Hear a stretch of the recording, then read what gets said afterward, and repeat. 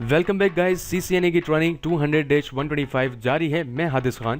Guys अभी बिल्कुल basic networking जान रहे हैं हम लोग। लोकल एरिया नेटवर्क क्या होता है, राउटर कैसे काम करते हैं, और लास्ट वीडियो तक हमने देखा कि राउटर का पैनल वगैरह हम कैसे खोल लें, उसे कैसे हम उस पैनल तक एक्सेस कर सकते हैं, गेटवे क्या होता है। चलें जी, अब जान लेते हैं कि गेटवे के अलावा DHCP और स्टैटिक IP क्या होती है। गाइस DHCP प्रोटोकॉल है, एक किस्म का कानून है। अब कभी भी गाइस अगर मैं आपसे बोलूँ प्रोटोकॉल, तो प्रोटोकॉल का मतलब है कि कानून, एक रूल, यानी कुछ कवानीन है, उस कवानीन पे ये चीज़ें काम करती हैं। और आज हम बात करें DHCP यानी डायनामिक होस्ट कॉन्फ़िगर या कंट्रोल। बहुत से जगह पे से कंट्रोल भी कहा जाता है, बहुत सी जगह कॉन्फ़िगर भी कहा जाता है, और प्रोटोकॉल। गाइस ये क्या है, और IP जो होती हैं, IP जो है दो तरीके होते हैं हमारे कंप्यूटर्स में डालने के ना।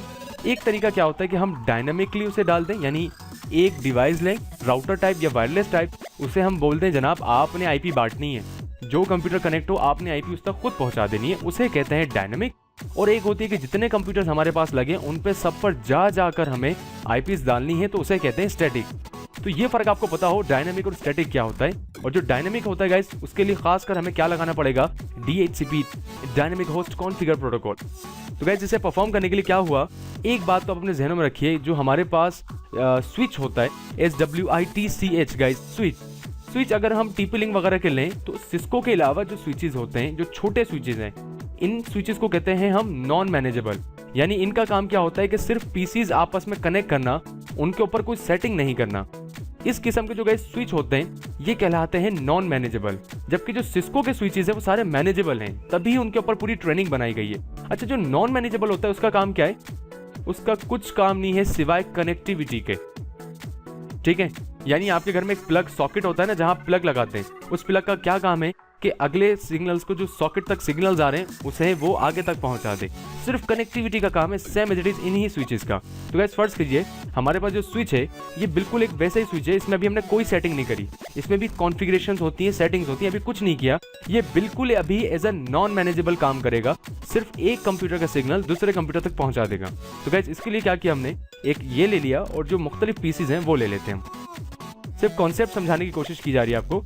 ख्याल कीजिए, गौर कीजिए कि डायनामिक और स्टैटिक का फर्क समझ रहे हैं। गाइस आप देख सकते हैं हमारी स्क्रीन पर कितने पीसीज हैं, 4 पीसीज हैं, यानी हमारे किसी भी जगह पर 4 कंप्यूटर लगे हैं और एक नॉन मैनेजेबल स्विच है। और उस स्विच से हमने क्या करा, इन तमाम पीसीज को कनेक्ट कर लिया। हम 1 से कनेक्ट कर लेते हैं।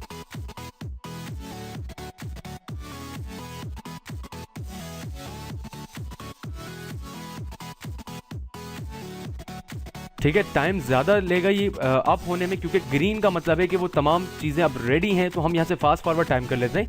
और अब हमें अगर इस कंप्यूटर का डेटा इस कंप्यूटर तक भेजना है, तो इन्हें आपस में IP देना ज़रूरी है। और IP कैसे आएंगी गाइज, IP अब क्योंकि हमारे पास तो नॉन मैनेजेबल स्विच है, कोई डायनेमिक के लिए कोई डिवाइस तो हमने लगाई नहीं है जो IPs बांट दे, तो हमें हर कंप्यूटर पे जा जाके IPs देनी है। जैसे इस कंप्यूटर को हम IP देते हैं 0.1, इस कंप्यूटर को देते हैं हम 192.168.0.2, इसमें देने वाले हैं हम 0.3। मैंने आपको जैसे दूसरी या पहली वीडियो में बात शायद जानी थी हमने कि जो IP होती है वो हर कंप्यूटर की मुख्तलिफ होती है, और ये ताकि हम एक कंप्यूटर की पहचान दूसरे कंप्यूटर से बनवा सकें इन नंबर्स की बदौलत। तो ये IPs हमें हर कंप्यूटर पर जा जाकर देनी पड़ेंगी। और कहाँ देनी पड़ेंगी, हमें यहाँ पर स्टैटिक देखें लिखा हुआ भी है। और IP देने के बाद गाइस नीचे जो होता है वो होता है सबनेट मास्क। जब आप वहाँ क्लिक करेंगे वो खुद आ जाएगा। और ये क्या होता है, तो हमारा CCNA का मॉड्यूल है पूरा IP एड्रेसिंग का, उसमें हम ये तमाम बातें बड़ी डिटेल में जानेंगे। फिलहाल आपको ये पता होना चाहिए कि IP एड्रेस डालना ज़रूरी है बातचीत करवाने के लिए, उन कंप्यूटर को नेटवर्क पर लाने के लिए। तो स्टैटिक IP दी, हमने इसको क्लोज किया। यहाँ पर पैकेट ट्रेसर में तो हम ऐसे दे रहे हैं, हमें जा जाके देनी पड़ रही है।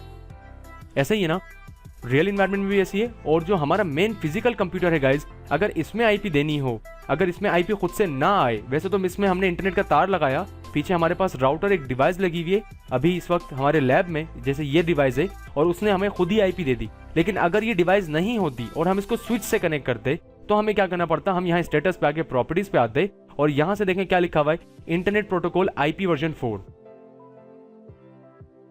ठीक है, यहाँ हमने आके क्लिक किया प्रॉपर्टीज पे, और यहाँ पर हम ऑब्टेन पे क्लिक करते, ये बिल्कुल रियल बताया जा रहा है। अगर हम यहाँ IPs देंगे तो ही वो IPs आएंगी। जैसे सबनेट मास्क पे क्लिक किया, देखें यहाँ IPs आ गई, वरना ये IPs नहीं आती। ठीक है ना, तो ये IPs आना जरूरी है। डालना ज़रूरी है। क्यों? क्योंकि जब तक आईपी नहीं होगी, जब तक आपका पीसी नेटवर्क को पहचानने के काबिल नहीं हो पाएगा। तो आईपी के दो तरीके हैं, स्टैटिक का अभी हम जान रहे थे। अच्छा, अब आप एक बात बताएं मुझे गाइस, मैंने इसको कैंसिल कर दिया, अप्लाई नहीं किया। क्यों? क्योंकि मेरे पास यहाँ अगर स्टेटस पे आऊँ और गाइस हम डिटेल्स पे क्लिक करें तो आप देखें मेरे पास आईपीस खुद ब खुद आई हुई हैं। क्यों? क्योंकि मेरे पास क्या चल रहा है, गेटवे चल रहा है, एक राउटर है, एक वायरलेस डिवाइस है, ठीक है ना। अब ये जो आईपीज हैं, अब मुझे एक बात बताएं, अगर हमारे पास 50 कंप्यूटर्स हों, 100 कंप्यूटर्स हों, तो क्या हम हर कंप्यूटर पर जा जाकर आईपी डालें? ये सॉल्यूशन नहीं है। तो ऐसे में क्या हुआ, हम लोग आईपीस को क्या कर देते हैं, डायनेमिक कर देते हैं। और डायनेमिक आईपी करने के लिए हमें क्या चाहिए, डीएचसीपी सर्वर चाहिए या डीएचसीपी की सर्विस चाहिए। यानी कोई एक ऐसा कंप्यूटर हो या कोई एक ऐसी डिवाइस हो जो डीएचसीपी की सर्विस चला सके, ठीक है ना। अब डीएचसीपी की सर्विस कहां से आएगी? तो गाइस ये जो राउटर्स या वायरलेस डिवाइस है, इनके अंदर ये खासियत है।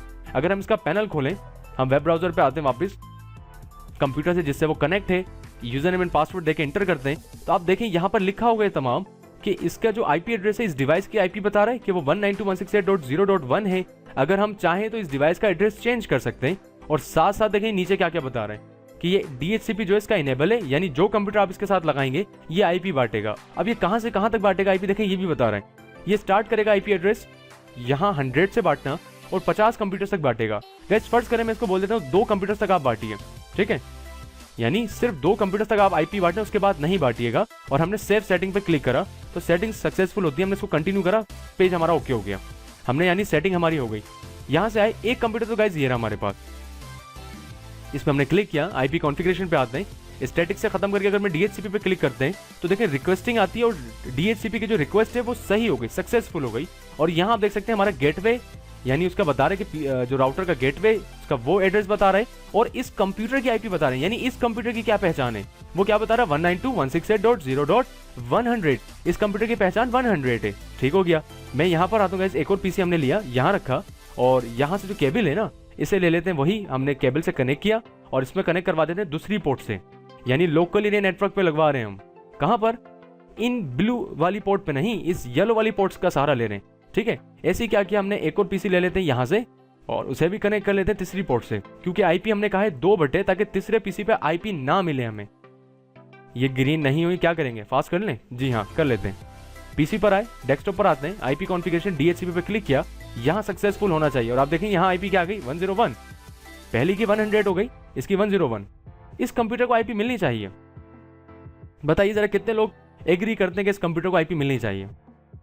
अगर जो लोग एग्री करते हैं उनको मैं एक बात बता दूं कि गाइस जो हमारा राउटर है ना, उससे हमने क्या कहा है, आईपी 2 दीजिएगा, उससे ज्यादा ना दीजिएगा।